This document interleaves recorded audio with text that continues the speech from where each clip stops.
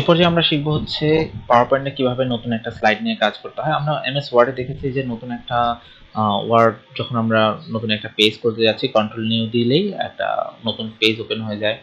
তো এখানে হচ্ছে যে আমরা নতুন একটা স্লাইড নিতে গেলে এই যে এখানে যে নিউ স্লাইড নামে একটা অপশন আছে, তো আমি এখানে যদি ক্লিক করি তাহলে কি আমার একটা নতুন স্লাইড চলে আসবে।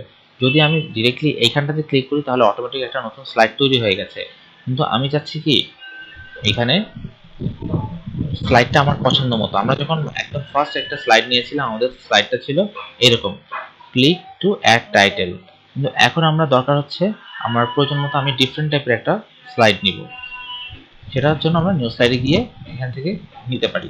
যেমন আমরা অনেক সময় কাজ করতে গেলে বুঝতে পারবো, যখন প্রফেশনাল লেভেলে কাজ করব তখন আমরা দেখতে পাবো যে কখনো আমার ইমেজ আনতে হবে, কখনো আদার্স কন্টেন্ট আনতে হবে, কখনো আমাকে ভিডিও নিয়ে আসতে হবে। তো এই ধরনের ক্ষেত্রে আমার অনেক সময় বিভিন্ন ধরনের স্লাইডের প্রয়োজন হয়। তো এই ধরনের স্লাইডের জন্য আমরা এই ধরনের বিভিন্ন লেআউট ইউজ করতে পারি।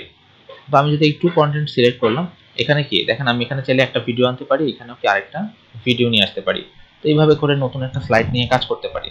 তো এখন আপনাদেরকে ব্যাকগ্রাউন্ড কালার বা থিমের কালার যখন একটু আগে চেঞ্জ দেখাইছি, তো সেখানে একটা বিষয় ছিল যে অ্যাড টু স্লাইড, বা এখন দেখেন আমি যদি এখানে ডিরেক্ট ক্লিক করি আমার দোনোটার মধ্যে কিন্তু কি একই অপশনটা চলে আসছে।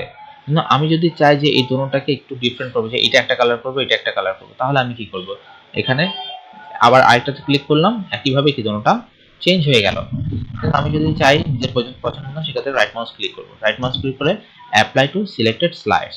তাহলে দেখেন আমার প্রথমটার মধ্যে একটা ডিজাইন আছে, দ্বিতীয়টার মধ্যে আরেকটা ডিজাইন চলে আসছে। ঠিক আছে, এভাবে করে চাইলে কি আমরা বিভিন্ন স্টাইল বা বিভিন্ন অপশন ব্যবহার করতে পারি।